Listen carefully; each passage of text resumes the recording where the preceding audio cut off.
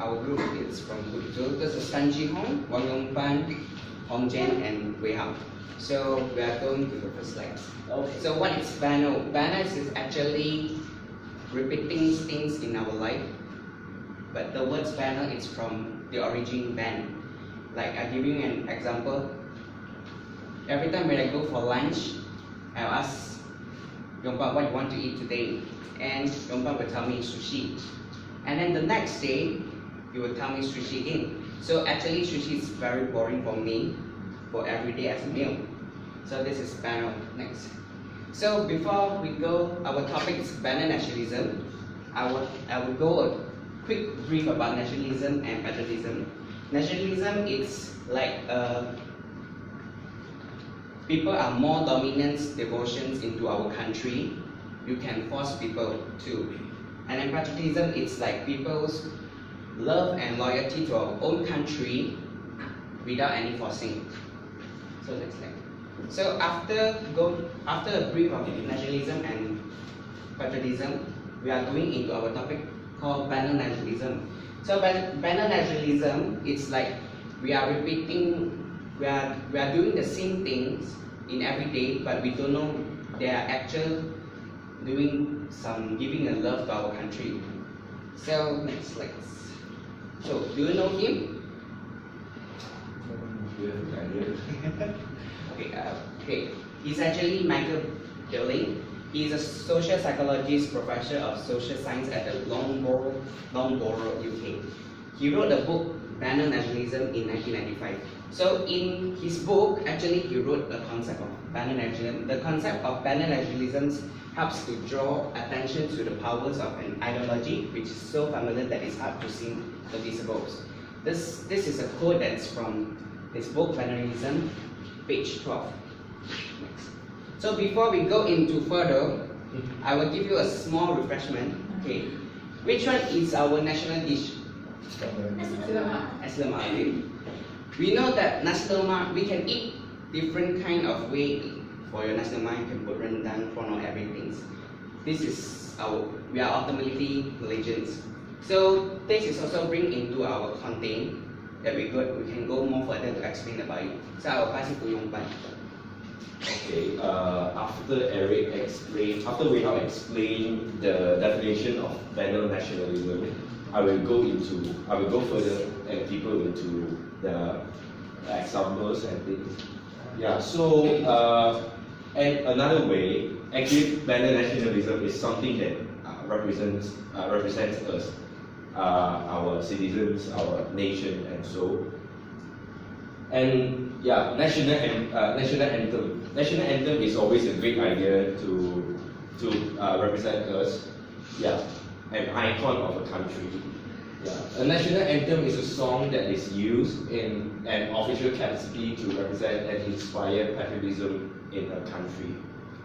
Yeah, and every time when we hear the national anthem plays, we will automatically stand still and listen to the anthem and sing along most of the time.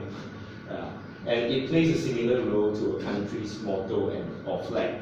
I can even say, somehow we can say like a spirit, yeah, and a love, a respect, and so, yeah. When we hear national anthem, we will feel the belongingness and the sense of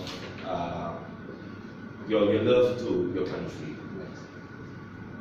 Yeah, for examples, yeah, back to those days, yeah, as I mentioned, back to those days when we were in school as students, for assembly or even special formal occasion, yeah, we will start singing automatically without noticing it. Yeah, we will just follow the melody, the tune. Yeah. And we are now to the song or national anthem, the music and the message. There should be an impact to the message when we stand at attention. Yeah. And just now I will mention that, and the message is standing for the idea and what we aspire for our country. Next. Yes, another thing which is strongly related to national anthem, which is Independence Day. Yeah, like in every end of August, our nation will always celebrate with the country, or maybe your family members, your neighbors, all that. Hari Merdeka is like the establishment of a country, a growth process of a country. Every one of us is Malaysian. We know that what is Hari Merdeka. Malaysian for Independence Day in our meaning, also known as Hari Kebangsaan National Day, refers to the day when the Federation of Malaya's independence from the British Empire was officially declared. Back in 1957. And the example of nationalism in Hari Merdeka is the national holiday and has huge historical significance, and it should be one of celebration. As a Malaysian, we will celebrate it and we will happy for the country. As the establishment of the country, and this is like a memorial. And a day to be remembered. And most of the people are proudly to display our Jawa Gemilang outside their homes and offices.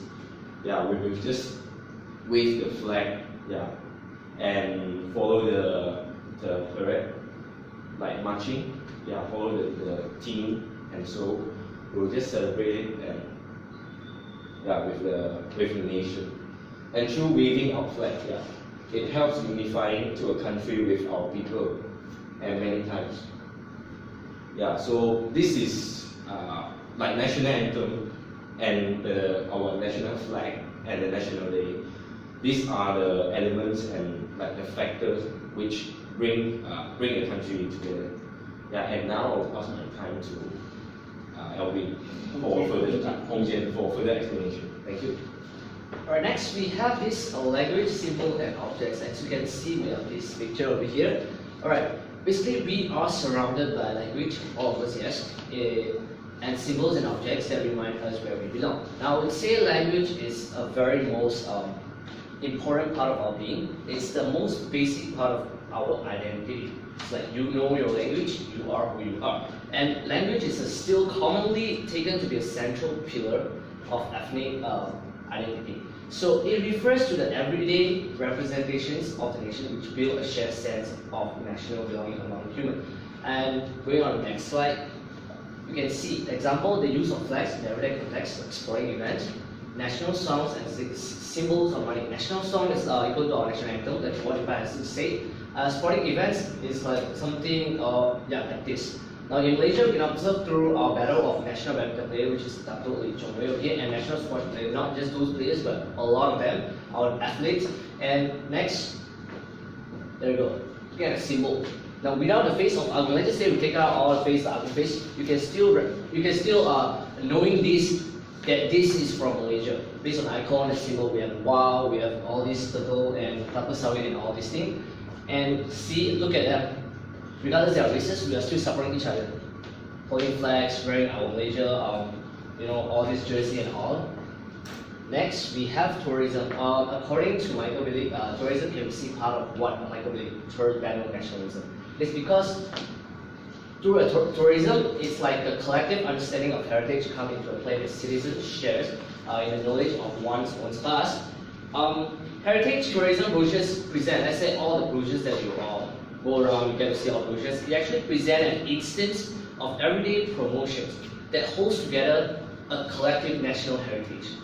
Over here you can see a subconscious collection of knowledge that's shared with all of us. That's why. And next, okay, places such as Malacca Sultanate Palace, the Stadius, Maritime Museum, and Memorial Hall are the places that always have been visited by many tourists, and of course us as well. It actually addressed our past history, relating it to the present. It's a way to promote banal nationalism. See over here, it shows that connecting with the broader community of nations. This is why tourism can be identified as one of four banal nationalism. And moving on, we have summary by Alvin. Okay, basically to summarize everything, so we have seen the examples of tourism and places and food. So you guys know that actually banal nationalism is to make you feel familiar. let's say a foreigner comes to the country, they want to eat something good, like a food, they will go for nasi lemak, or they go for laksa, or char kway teow here in Penang, and they will go to places like KLCC or like the Melaka for the A Formosa for that historical value. So moving on, it shows that we belong to a certain country. Like we have somewhere that we belong. But we have our flag, we have our national anthem, that shows that we belong somewhere, not just some random country or just like we are in Malaysia, but we have no idea what Malaysia is or what Malaysia does. So we also have a symbol that can recognize our countries. We have symbols, many symbols that can represent. Let's say for our money, we have the WOW that shows our national past games, historical games, that the WOW and the Gasing, all those games that can represent us as a symbol. So, Banana nationalism and nationalism are the same but different as well. Nationalism is where people, they love the country but they go overboard or extremists. But for banana nationalism, we do it without knowing. So we actually love the country, but not to that extreme. We do it without knowing it that well. So everyone has banana nationalism in their country, but maybe most of the countries in the world have banana nationalism in their country.